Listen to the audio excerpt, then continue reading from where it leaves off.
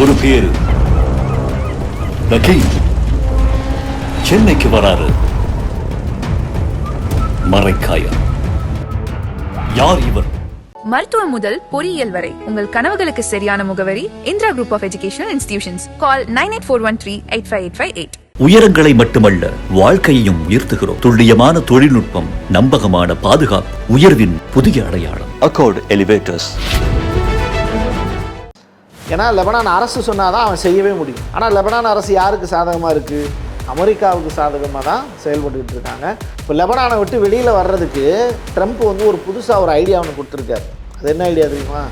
லெபனானை விட்டுட்டு இஸ்ரேல் வெளியில் வந்துரு. உனக்கு என்ன, லெபனானோட நிலம் தானே வேணும், நான் அதை வாங்கித்தரேன். சரி, எப்படி நீ வாங்கி தருவ அப்படின்னு இஸ்ரேல் கேட்குறாங்க. நமக்கு தான் சண்டை போடுறதுக்கு ஆளாக இல்லை. ஈராக் பக்கம் போய் எங்கே ஈராக். இப்போது இந்த எல்லைங்கிறது ஈரானை தாண்டி எங்கே போயிடுச்சு அப்படின்னா ஈராக் பக்கம் போயிடுச்சு. இரவு நேரம் முழுவதுமே வந்து வாகன அணிவகுப்பு நடந்துக்கிட்டே இருக்குது. ஈராக்கினுடைய பாக்தாத்தில் மிக முக்கியமான இடத்துல வந்து அட்டாக் நடத்தியிருக்காங்க. மெய்னி அவர்களுடைய அந்த இறுதி மரியாதை, இறுதி ஊர்வலம், அதுக்கு வந்து 2 கோடி பேர் வரைக்கும் கூடலாம் அப்படின்லாம் சொல்லப்பட்ட நிலையில் இந்தியாவை சார்ந்த நம்முடைய அரசு பங்கேற்க போகிறாங்க அப்படின்ற செய்தி வந்திருக்கு. இது இவ்வளோ நாள் அமைதியாக இருந்த இந்த ஈரான் விஷயத்தில் இந்தியா பேசுகிறது வந்து ஒரு புதிய ஆரம்பமாக இல்லை வழக்கமான அரசியல் சம்பிரதாயமா? அது பியூட்டிஃபுல்லான ஒரு விஷயம் என்னென்னா, ஒருத்தர் வந்து இஸ்லாம் மதத்தை சேர்ந்தவர், ஒருத்தர் இந்து மதத்தை சேர்ந்தவர். நம்ம சைடில் இருந்து போகிறவங்க, அது ரொம்ப முக்கியமானது. இணை அமைச்சருமே நீங்கள் உறவுக்கு கை கொடுத்து உரிமைக்கு குரல் கொடுக்கக்கூடிய அளவில் தான் இன்றைக்கி இருக்கக்கூடிய இந்தியன் கவர்மெண்ட்டு ஈரானோட இந்த பிரிக்ஸ் கூட்டமைப்பில் ஒன் ஆஃப் த மெம்பர். அவங்களும் ஒன் ஆஃப் த மெம்பர். ஆகாயம் நேயர்களுக்கு வணக்கம். பத்திரிகையாளர் திரு பிரசாத் அவர்கள் நம்ம கூட இருக்காங்க. மிடில் ஈஸ்டில் இன்னும் சண்டை சர்ச்சைகள்லாம் தொடர்ந்துட்டு தான் இருக்குது. அது குறித்த விவரமாக பேச போகிறோம். வணக்கம் சார். வணக்கம் கார்த்தி. இன்னுமே வந்து பார்த்திங்க அப்படின்னா சண்டையோ இல்லை தாக்குதல்களோ போயிட்டே தான் இருக்குது. ஒரு கட்டத்தில் வந்து பேச்சுவார்த்தை எட்டிருச்சு, இதுக்கப்புறம் வந்து எந்த சண்டையும் இருக்காது, சீஸ் ஃபயர் அப்படின்னு ஒரு 5-6வது வாட்டியே சீஸ் ஃபயர்லாம் விட்டாங்க. ஏன் இது வந்து ஒரு முடிவுக்கே வரமாட்டேங்குது? என்ன பிரச்சனை? எங்கே தாக்குதல் நடந்துச்சு கடைசியாக பார்த்தீங்க அப்படின்னா லெபனானில் அவங்க அடிச்சிட்டு இருக்கிறாங்க. அதோடைய தொடர்ச்சியாக பார்க்குறோம். இன்னொன்று வந்து இந்த கப்பல்களில் சண்டை நடக்கிறது, இப்படியான சண்டைகள்லாம் போயிட்டே இருக்கு. ஆமாம், இந்த நம்ம இங்கேருந்து வெளிநாடுகளுக்கெல்லாம் வந்து ஒரு பீரியடில் இந்த சோழர்கள்லாம் படையெடுத்து போவாங்க அப்படிங்கிற கதையெல்லாம் சொல்லுவாங்கல்ல, அது மாதிரி இப்போலாம் வணிகம் செய்கிறதுக்காகன்னு சொல்லிட்டு போகிறாங்க. என்ன வணிகம்? எண்ணெய் வணிகம் அப்படிங்கிறது. அந்த எண்ணெய் வணிகம் செய்கிறதுக்கு உலகத்தில் இருக்கக்கூடிய ஒரே ஒரு ரூட்டாக இப்போதைக்கு ஈரான் மட்டும்தான் இருக்குது மிடில் ஈஸ்ட்டில். அப்போது ஈரானு, ஓமன், ஈரானுக்கு பக்கத்துலேயே இருக்கக்கூடிய ஸ்டேட் ஆஃப் காமர்ஸ். ஏன் ஈரானுக்கு பக்கத்தில் இருக்கக்கூடிய ஸ்டேட் ஆஃப் காமர்ஸ்ன்னு நம்ம சொல்கிறோம்னா, ஈரானுக்கு சொந்தமானது கிடையாது ஸ்டேட் ஆஃப் காமர்ஸ். ஈரானுக்கு பக்கத்தில் இருக்கக்கூடிய ஒரு நீரிணை பகுதி, ரைட்டா? அப்போது அந்த ஒட்டுமொத்த கடல் பகுதியுமே என்னுடையது அப்படின்னு இப்போ உரிமை கொண்டாடுறது தான் பிரச்சனை. ஆக்சுவலி இதுக்கு முன்னாடி வந்து ட்ரம்ப் போர் தொடங்க ஆரம்பித்தார்ல, அப்போது இந்த ஸ்டேட் ஆஃப் காமர்ஸ் வந்து இன்றைக்கி இவ்வளோ பெரிய பிரச்சனையாக மாறி நிற்கும் அப்படிங்கிறத ட்ரம்ப்புக்கு யாருமே சொல்லவே இல்லை. ஃபர்ஸ்ட் ஆஃப் ஆல் அதான் ப்ராப்ளம். அட்வைசர்ஸ் யாரும், ஒரு அட்வைசர் வந்து கரெக்டான ஒரு அட்வைசர் வந்து ட்ரம்ப்புக்கு யாருமே இல்லை. போர் பண்ணுவோம், ஒரு பெரிய தூக்கி போட்டோம் அப்படின்னா, B2 தூக்கி போட்டோம் அப்படின்னா, அதுக்கப்புறம் ஈரான் வந்து சத்தமே இல்லாமல் அமைதியாக இருந்துருவாங்க, நாட்டை அழிச்சு போடுவேன். நேற்று கூட சொல்லியிருந்தார், ஈரான் அப்படிங்கிற ஒரு நாட்டையே வந்து நான் தரமாட்டமாக்கிறேன், இருக்காது, நீங்கள் வாழ்கிறதுக்கு நாடு இருக்காது, நீங்களும் இருக்க மாட்டீங்களான்னு சொல்லி மிரட்டி விட்டவர் தான் ட்ரம்ப். ஸோ அப்படிப்பட்ட ஒரு ட்ரம்ப் மாதிரியான ஒரு நபரை வந்து எதிர்த்து ஈரான் இன்னைக்கு சண்டை போட்டுக்கிட்டு இருக்கு. அதுவும் இந்த கப்பல்கள் மீது நடத்தப்படக்கூடிய தாக்குதல். நீங்கள் எக்ஸாக்டாக சொல்லணும் அப்படின்னா, கப்பல்களில் நீங்கள் அடித்ததுன்னு சொன்னீங்க. கரெக்டாக வந்து சொல்லணும்னா சிங்கப்பூர் கப்பல் ஒன்று, அதுக்கப்புறம் பனாமா கொடியோடு போன கப்பல் ஒன்று, ரைட்டா? 2 இதே மாதிரி இன்னொன்று வாயில் நுழையாத இன்னொரு பேர் ஒன்று இருக்குது. மொத்தம் 3 கப்பல்கள் மீது ஈரான் வந்து அட்டாக் நடத்துனாங்க. அதற்கு பிறகு வந்து பார்த்திங்கன்னா அமெரிக்கா டைரெக்டாக ஈரானுடைய சிரிக் அப்படின்னு சொல்லிட்டு ஒரு தீவு இருக்குது, அந்த தீவின் மீது அட்டாக் நடத்துகிறாங்க. கார்க் ஐலாண்ட் அப்படிங்கிறது அமெரிக்காவினுடைய பெரிய எதிர்பார்ப்பு இருக்கக்கூடிய ஒரு விஷயம். அந்த கார்க் ஐலாண்டை கைப்பற்றிட்டோம் அப்படின்னா நமக்கு பிரச்சனையே கிடையாது. எப்படி வெனிசுலா இருக்குல்ல, அது மாதிரியான ஒரு பெரிய எண்ணெய் கிடங்கு இருக்கக்கூடிய இடம் தான் கார்க். சரி, இதெல்லாம் வந்து பேசிக்கிட்டு இருக்கக்கூடிய நமக்கு வந்து இந்த ரூட்டு போகிறதுனால, போகாமல் இருக்கிறதுனால என்னெல்லாம் ப்ராப்ளம் இந்தியர்களுக்கு ஏற்படும் அப்படின்னா, போனாலும் போகாட்டியும் நம்ம பயல்களுக்கு எப்படி இருந்தாலும் டேக்ஸை வந்து நம்ம தலைவர் ஏற்ற தான் போகிறார். யார்? மோடி அவர்கள் ஏற்ற தான் போகிறார். இப்போது ஊர் உலகத்தில் யாருமே போகாத ஒரு ஊருக்கு போயிருக்காப்புல மோடி. ட்ராவல் பண்ணியிருக்கா. அங்கே போய் வந்து பிள்ளையார் கோயிலில் போய் சாமி கும்பிட்டுட்டு இருக்காரு. நீங்கள் இந்த படம் பார்த்துருக்கீங்களா? சிங்கம் 2 படத்தில் வந்து இவர் சூர்யா ஒரு டைலாக் சொல்லுவார். அந்த மொட்டையன் ஒருத்தர் இருப்பான், வந்து அவன் என்ன தெரியுமா பண்ணிகிட்டு இருக்கான், இப்போது ஒரு இடத்துல வந்து யார் எங்கே வாட்ச் பண்ணுறாங்க என்ன எதுனே தெரியாமல் இப்போ புரோட்டா சாப்பிட்டுட்டு இருக்கேன் அப்படின்னு. ரைட்டா, எங்கள் ஃபோன் பண்ணி கேளுன்னு சகாயம் என்ன பண்ணிகிட்டு இருக்கீங்க அப்படின்னு கேட்டால், இல்லை புரோட்டா சாப்பிட்டுட்டு இருக்கேன் சார் சொல்லுங்கள் அப்படின்னு. அவ்வளோதான் அப்படின்னு சொல்லிட்டு ஒரு முடிவு எடுப்பாங்க. அந்த முடிவு எப்போ யாருக்கு இங்கே எடுக்க போகிறாங்கலாம் நமக்கு தெரியாது. ஆனால் ஊரில் இவ்வளோ பிரச்சனை இருக்குது. நம்ம இந்தியாவில் வந்து இன்றைக்கும் வந்து நீங்கள் கேஸ் புக் பண்ணிங்கன்னா 35 நாளைக்கு அப்புறம் தான் உங்களுக்கு கேஸே புக் ஆகுது. மக்களுக்கு இன்னும் கச்சா எண்ணெய் பற்றிய விழிப்புணர்வோ இல்லை இவ்வளோ பெரிய ஷார்ட்டேஜ் இருக்குது அப்படிங்கிறது தொடர்பான விழிப்புணர்வோ யாருக்கும் இங்கே கிடையாது. ஆனால் நீங்கள் கேஸ் ஆஃபீஸில் போனீங்கன்னா பெரிய அளவிலான ப்ராப்ளம் இன்னமும் மக்கள் சந்திச்சுக்கிட்டு தான் இருக்காங்க. ஸோ இதுக்கான பேஸ் எங்கே இருக்குது அப்படின்னு கேட்டால், இந்த அட்டாக் பண்ணாங்கல்ல அந்த 3 கப்பல், அதுதான் இப்போ பிரச்சனையாக இருக்குது. ஏன்னா நம்ம மக்களுக்கு புரியறதுக்காக ஒரு விஷயத்தை சொல்லணுங்கிறதுக்காக தான் அந்த முயற்சி. ஒரு செயின் லிங்க் மாதிரி ஒரு செயின் லிங்க் இருக்குது. அந்த உணவுச் சங்கிலியில் ஏதாவது ஒன்று பிரேக் ஆச்சுன்னா கூட மீதி இருக்கக்கூடிய எதுவுமே தொடர முடியாது, அப்படியே கட் ஆகிடும். ஸோ அப்படிப்பட்ட ஒரு சுச்சுவேஷன் தான் நீங்கள் மிடில் ஈஸ்டில் நம்ம பார்க்குறோம். ஓகே, இப்போ நீங்கள் ட்ரம்ப்புடைய ஸ்டேட்மெண்ட் பற்றி சொன்னீங்க, அதை நான் தனியாக கேட்கணும்னு நினச்சது. ட்ரம்ப் வந்து ஒரு ஒரு அடாவடியான ரொம்ப அடாஷியஸான ஸ்டேட்மெண்ட் கொடுக்கறது வந்து புதுசு கிடையாது. பட் இவ்வளோ பேச்சுவார்த்தைக்கு பிறகாகவும் இந்த ஸ்டேட்மெண்ட் வருது அப்படின்னா, நம்ம அடுத்து இந்த தோஹாவில் மீட் பண்ணுறதா இருக்கட்டும், இல்லை அடுத்த பேச்சுவார்த்தைகளாக இருக்கட்டும், இல்லை ஏதாவது இம்ப்ரூவ்மெண்ட் இருக்குமா? தோஹா பேச்சுவார்த்தையில் வந்து நாங்கள் அதை பற்றி பேச போகிறதில்ல, ஃபண்டுக்காக மட்டும்தான் போகிறோன்னு டெஹ்ரான், அதாவது ஈரான் தரப்பில் சொல்கிறாங்க. அமைதிக்கான சூழலே இல்லாமல் திரும்ப பண்ணுறாரு ட்ரம்ப். அதாவது கத்தாரில் இப்போ நம்ம பேசிகிட்டு இருக்கிற நேரத்தில் ஈரானுக்கும் அமெரிக்காவுக்கும் இடையில பேச்சுவார்த்தை நடந்திருக்கணும். ஆனால் நடக்கலை. எஸ்டர்டே நைட்டு, நேற்று நைட்டு வரைக்குமே வந்து அவங்க போகிறதா தான் பிளான் இருந்துச்சு. 29ஆம் தேதி வரைக்கும் போகிற வரைக்குமே பிளான் இருந்துச்சு. பட் திருதுப்புன்னு அந்த பிளான் வந்து கேன்சல் செய்யப்படுது. அதுக்கு முன்னாடி நேற்று மதியம் வந்து ஒரு பெரிய விஷயத்தை பற்றி பேசினாங்க. அதான் வந்து நம்ம ஊரில் அதிகமாக பேசுகிறாங்கல்ல பார்ட்டி ஃபண்டு அப்படின்னு, அது மாதிரி அங்கே வந்து பேசக்கூடிய விஷயம் வந்து என்னென்னா, முடக்கப்பட்ட சொத்துக்களை விடுவிப்பது எப்போது, ஃப்ரோசன் ஃபண்டு, அதான் கொஸ்டின். அப்போ முடக்கப்பட்ட சொத்துக்கள் அப்படின்னு சொல்லி பார்க்கும்போது கத்தாரில் இருந்து ஈரானுக்கு விடுவிக்க வேண்டிய தொகையே வந்து ஏகப்பட்ட கோடி இருக்குது. எனக்கு தெரிஞ்சு இந்தியாவினுடைய மதிப்பில் 55,000 கோடியோ என்னமோ கனெக்ட் பண்ணியிருக்காங்க. ஸோ அவ்வளவு பணம் வந்து திருப்பி வர வேண்டிய தேவை இருக்குது. அது இன்னும் கொடுக்காமல் இருக்காங்க. அதில் பாதிவாவது கொடுங்கன்னு தான் ஈரான் கேட்குறாங்க. ஸோ கொடுத்தா என்ன நாட்டை வந்து மறுபடியும் நான் மீட்டெடுப்பதற்கான வாய்ப்பு இருக்குது எனக்கு அப்படின்னு சொல்கிறாங்க. அது வந்து இன்னும் நடக்கலை. ஸோ கத்தார் சைடில் இருந்து ரிலீஸ் செய்யப்பட வேண்டிய பணம் வந்து சேர்ந்துச்சுன்னா தோகாவுக்கு நான் ஆள் அனுப்புகிறேன் அப்படின்னு ஈரான் சொல்கிறாங்க. அது மேபி அனுப்பிச்சிட்டாங்க அப்படின்னா நெக்ஸ்ட் வீக்குள்ளே அந்த ப்ராசஸ் நடக்கும். ஆனால் இவங்க சும்மா இருக்க மாட்டேறாங்களே. இப்போ ட்ரம்ப் வந்து சும்மா இருக்கணும். லெபனான் ஒப்பந்தம் நிறைவேறி இருக்குது. லெபனான் ஃபுல்லாகவே வந்து பார்த்திங்கன்னா இன்னமும் இஸ்ரேல் வந்து அட்டாக் நடத்திட்டே இருக்காங்க. குறிப்பாக வந்து அங்கே லெனின்னு சொல்லிட்டு ஒரு ஏரியா, ரைட்டா, அந்த முக்கியமான யூஎன்னுடைய இடங்கள் அது எல்லாமே. ஐக்கிய நாடுகள் சபை வந்து மக்களுக்கு கூடாரம் போட்டு நீ இங்கே தங்கிக்கோ அப்படின்னு சொல்லி கொடுக்கப்பட்ட இடங்கள். அப்போ அடிக்கலாமே. அதான் அப்போ அடித்தா யாருமே கேட்க மாட்டாங்கல்ல. ஐக்கிய நாடுகள் சபையிலேருந்து நீங்கள் நினைக்கிற மாதிரி யாருமே வந்து கேட்க போகிறது இல்லை. ஆனால் மக்களுடைய எதிர்பார்ப்பு என்ன, முன்னாடிலாம் ஒரு பீரியடில் எப்படி இருந்துச்சுன்னா, ஐக்கிய நாடுகள் சபையில் போய் ஒருத்தர் பேசிட்டு வந்திருக்காரு. ஏன் நம்ம ஊரில் வந்து மே 17 இயக்கத்தை சேர்ந்த திருமுருகன் ஐயா அண்ணன்லாம் வந்து நேரடியாக போய் அங்கே போய் பேசிட்டுலாம் வந்திருக்காங்க. பலர் பேசியிருக்காங்க, தமிழர்களுக்காக பேசிட்டு வந்திருக்காரு. ஒரு சில பேரை தான் நமக்கு நினைவு இருக்குது. ஸோ அப்படிப்பட்ட ஒரு அவை, முக்கியத்துவம் வாய்ந்த ஒரு அவை உலகத்திலேயே. ஆனால் அவங்களே போட்டு கொடுத்த ஒரு செட்டை வந்து இஸ்ரேல் வந்து அடிக்கிறாங்க. இப்போ எனக்கு என்ன சந்தேகம் வருது, இதையும் கேட்டுறேன். என்ன சந்தேகம் வருதுன்னா, யூஎன் வந்து அவங்களுக்கு தனியாக ஃபண்ட் இருக்குது, அவங்களுக்கு தனியாக ஆப்ஸ் இருக்குது. அது மட்டும் இல்லாமல் இப்போ இந்தியாவிலேருந்து நம்மளுடைய சிஏபிஎஃப் ஆட்கள் கொண்டு அனுப்புகிறோம். அவங்கவுங்க அந்தந்த நாட்டு ஆர்மியை கலெக்ட் பண்ணி வச்சிருக்கிறாங்க, எல்லாமே பண்ணுறாங்க. 30,000 பேர் இருக்காங்க. எங்கே தான் டெப்ளாய் பண்ணுவாங்க, இல்லை எதுக்கு தான் வந்து பூரா ஒளிஞ்சிருந்து துப்பாக்கியை மேலே பிடிச்சிட்டு வேடிக்கை பார்த்துட்டே இருக்காங்க. யாரு?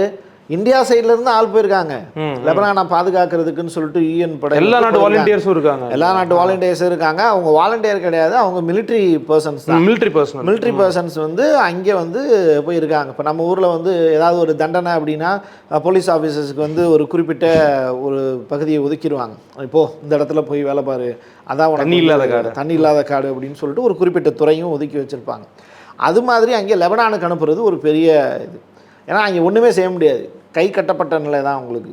நீங்களாக வந்து ஒரு முடிவே எடுக்க முடியாது. இஸ்ரேலுக்காரன் எதிர்த்த மாதிரி இப்படி தூக்கி வச்சுட்டு உங்களை சொல்ல வந்தால் கூட லெபனானில் இருக்கக்கூடிய யூஎன் படை வந்து இப்படி தான் நிற்க முடியும். நான் இவனை சொல்லாமா வேணாமா அப்படிங்கிறது அவனுக்கு தெரியாது. அமைதியாக அப்படியே தூக்கி வச்சுட்டு நிற்கணும். ஏன்னா லெபனான் அரசு சொன்னால் தான் அவன் செய்யவே முடியும். ஆனால் லெபனான் அரசு யாருக்கு சாதகமாக இருக்குது? அமெரிக்காவுக்கு சாதகமாக தான் செயல்பட்டுக்கிட்டு இருக்காங்க. அங்கே இருக்கக்கூடிய அதிபர் ஜோசப் அவன் சொல்லிட்டு சொல்லுவாங்க, லெபனானுடைய பிரசிடெண்ட்.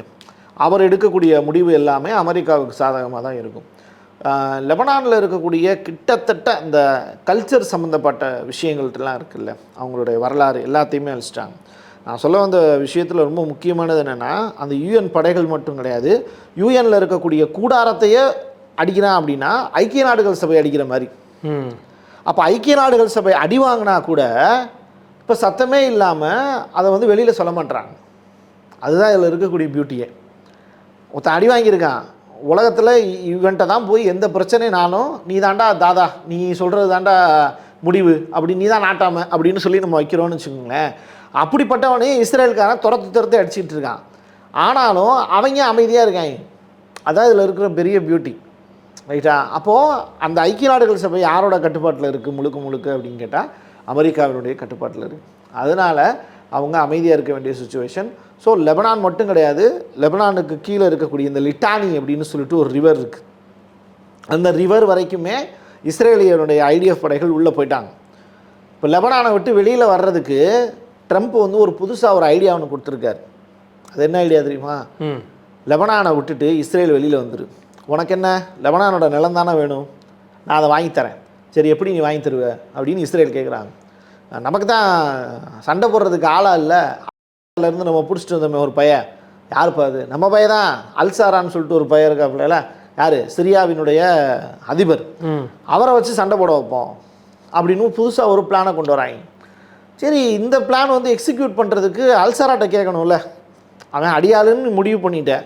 அல்சாராட்ட போய் கேட்கும்போது இல்லை நான்லாம் போய் லெபனானோட சண்டை போட மாட்டேன். அப்போது அவங்க என்ன சொல்கிறாங்க, நான் இப்போது சண்டை போட மாட்டேன் அப்படின்னு. அந்த முடிவை நீ எடுக்க முடியாது, நாங்கள் எடுத்துட்டோம். நான் வந்து என்னுடைய கிட்டத்தட்ட வந்து பார்த்திங்கன்னா ஒரு செயினை வச்சுட்டு காலையில் கூட்டு போவாங்கல்ல, அது மாதிரியான ஒரு கண்டிஷனில் தான் சிரியாவில் இருக்கக்கூடிய பிரசிடெண்ட் இருக்கார், ரைட்டா? கிட்டத்தட்ட அந்த மனநிலையில் தான் அவங்களுடைய இதே இருக்குது. ட்ரம்ப் வந்து அப்படி தான் அவங்கள பார்க்குறாரு. இப்போ இவரை வச்சு இவங்கள அடிக்கலாம், நீ வெளியில் வந்துரு. ஏன்னா இஸ்ரேலுக்கு எதிராகவும் நெதன்யாவுக்கு எதிராகவும் ஒட்டுமொத்த உலகமுமே எதிர்ப்பாக இருக்குது. அப்போது நீ அதிலிருந்து வெளியில் வந்துடு, யூதர்களை காப்பாற்ற வேண்டிய பொறுப்பு எனக்கு இருக்குது. யாருக்கு? ட்ரம்ப் இருக்குது. ஆனால் பேரலாக இஸ்ரேல் சிரியா மேலே கை வைக்கிறாங்க. இன்னொரு பக்கம் சிரியா மீது கை வைப்பது அப்படின்னா சிரியாவில் உள்நாட்டு கலவரங்களை தான் ஊக்குவிப்பாங்க. சிரியாவில் யூதர்களும் இருக்காங்க, அது ஒரு டைப்பு.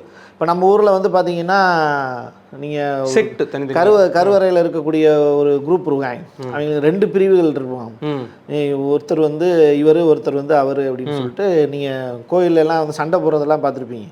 ஏன்னா இவங்களுக்குள்ளேயே இவங்க அடிச்சுக்கிறாங்க அப்படின்னு சொல்லிட்டு 2 பேருமே பூனல் தானே போட்டிருக்கேன், இவன் ஏன் ஒருத்தருக்குள்ளே அடிச்சிருக்கேன், இல்லை நாங்கள் வந்து இவங்க, நாங்கள் வந்து இவங்க அப்படின்னு சொல்லிட்டு சண்டை போட்டுக்கிட்டு இருப்பாங்க. அதே மாதிரி தான் அந்த வகையராக தான் அங்கேயும், இங்கே சிரியாவிலையும். ஸோ அங்கே வந்து சில குறிப்பிட்ட யூதர்கள் இருக்காங்க, அவங்களையும் சிறிய மக்களையும் சண்டை போட வச்சு உள்நாட்டு போர் நடத்துறது தான் இஸ்ரேலுடைய அல்டிமேட் பிளான். அதை இடையிலையும் செஞ்சாங்க. இப்போ அதுக்குண்டான தேவை சிரியாவில் அவங்களோட தேவை இல்லை.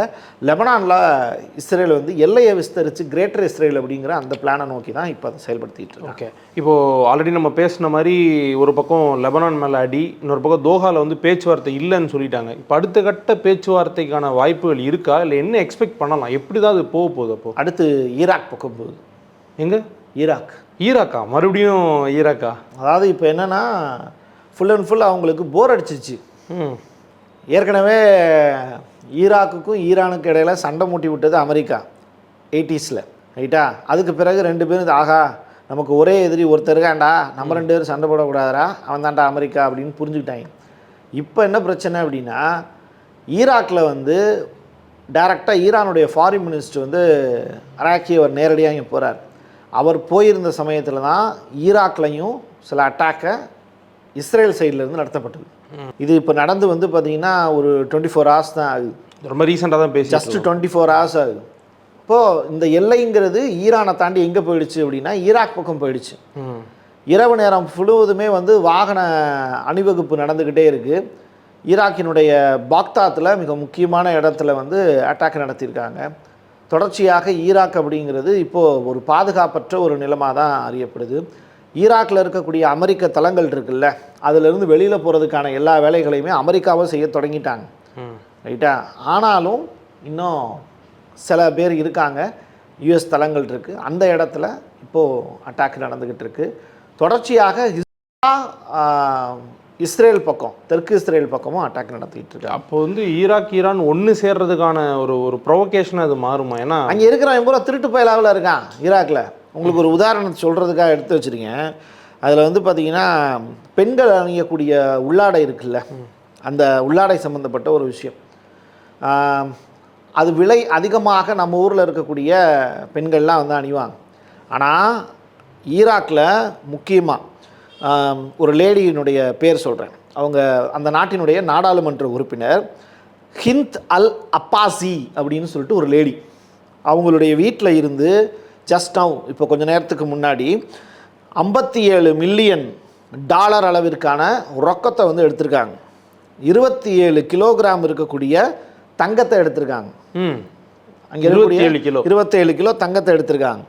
அதோடு செய்யப்பட்ட தங்கத்தால் செய்யப்பட்ட ஒரு செட்டு.